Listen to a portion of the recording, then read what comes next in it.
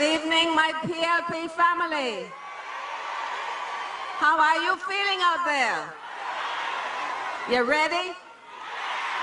How many more days? We can vote them out? Well, I come tonight just to set the record straight on a couple of things. I am told that last night, right here on Clifford Park, Mr. Hubert Ingram suggested that he was Lyndon's rightful heir and not Perry Christie. I also understand that he played a piece from the video of Sir Lyndon's farewell address to Parliament, in which Sir Lyndon referred to Mr. Ingram as his most illustrious protege to date.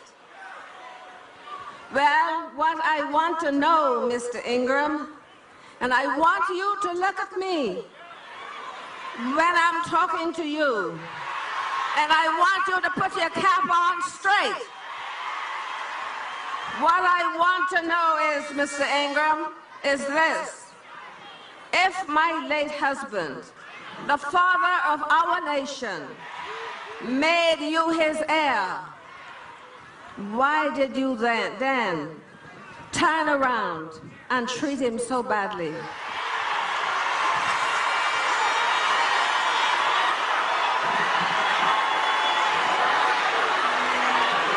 If he raised you up and made you his heir, why were you then so mean to him?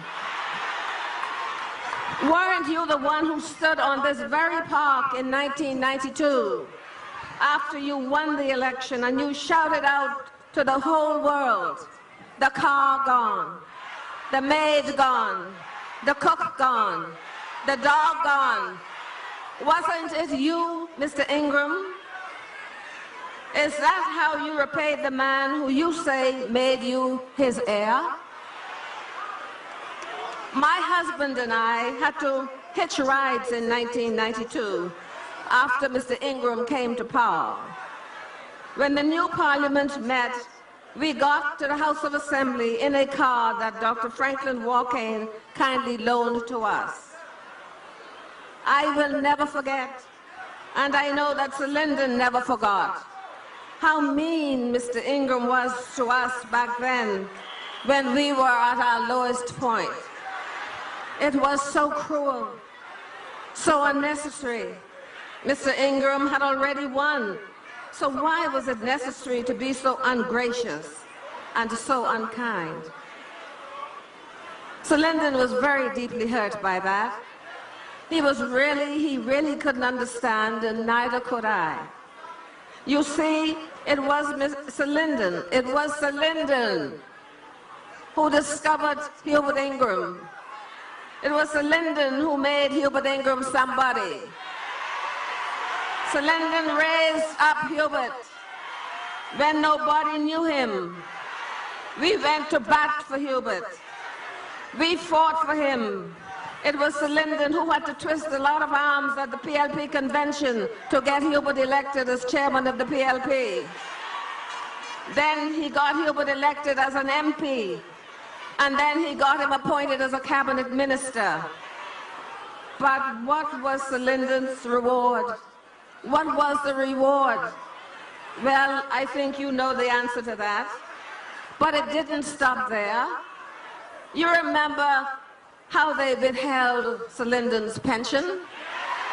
The father of our nation, the man who led his country to majority rule, the man who lifted up the poor, barefoot black Bahamians like Hubert Ingram. He had to fight. He ended up fighting for his pension so that he could live in dignity. Can you imagine that? You young people out there need to learn about these things. Oh, and in the case you're wondering, Sir Lyndon died flat broke. All those millions he was supposed to have, it was all propaganda, a complete myth. And do you remember the Commission of Inquiry? saw what it did to my husband. It caused him more stress than you can ever imagine. I know. I was there, and his wife. I know what he went through. I was there, and I tell you this too. I firmly believe that it was that stress that contributed to the illness that ended up taking Sir Lyndon's life. I believe that with all of my heart and soul, I will always believe to my dying day. So don't get me started, Mr. Ingram. What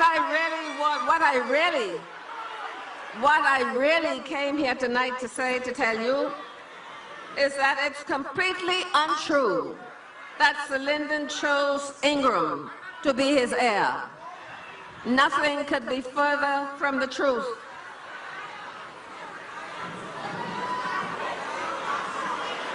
Hang on there.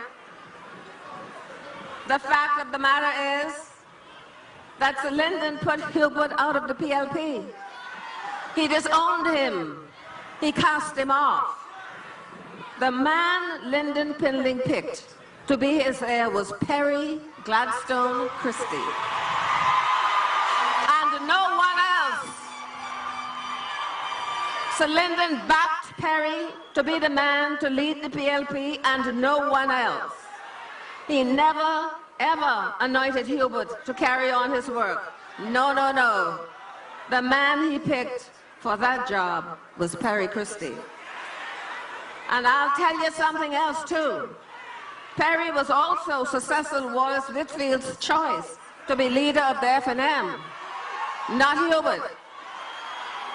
Now that should tell you something about how good Perry must be, eh? If both Sir Lyndon and Sir Cecil wanted him to take over and lead both the PLP and the F&M, that should tell you what great leadership qualities Perry possesses. Finally, in trying to be gracious to Mr. Ingram in his farewell address to Parliament, Sir Lyndon did indeed refer to Mr. Ingram as his most illustrious protege to date. But the key words there are to date. You see, when Sir Lyndon spoke those words, Hubert had already become Prime Minister for 5 years. Perry at that time had not even become leader of the PLP yet. So it was true that at that point in time, when Sir Lyndon spoke, Hubert, of all his Sir Lyndon's proteges, had risen to more illustrious heights than any of the other proteges. That's all Sir Lyndon meant. He was certainly not indicating a preference for Hubert over Perry. Indeed, it was exactly the opposite, because, as I have already said, Sir Lyndon had already cast Hubert off and put him out of the PLP. That's how Hubert ended up in the F&M.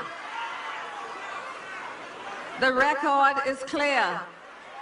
My husband was Perry Christie's biggest backer. It was Pindling who made Perry his one and only heir to the mantle of leadership, not Hubert, nobody else. So, Mr. Ingram, don't let me have to come back. You might not like what I have to say.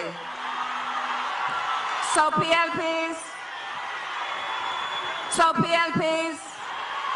in closing, I want you to get behind your leader, my leader, Sir Lyndon Pindling's hand-picked leader, his hand-picked successor for this great progressive Liberal Party, his only rightful heir, the Right Honourable Perry Gladstone Christie.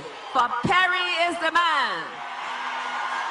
Let us now march with our leader on May 7th, with our heads high, our chests out, and vote PLP. And I know that is what Sir Lyndon would want us all to do.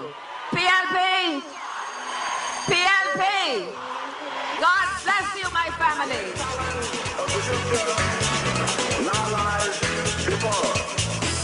On March 22nd,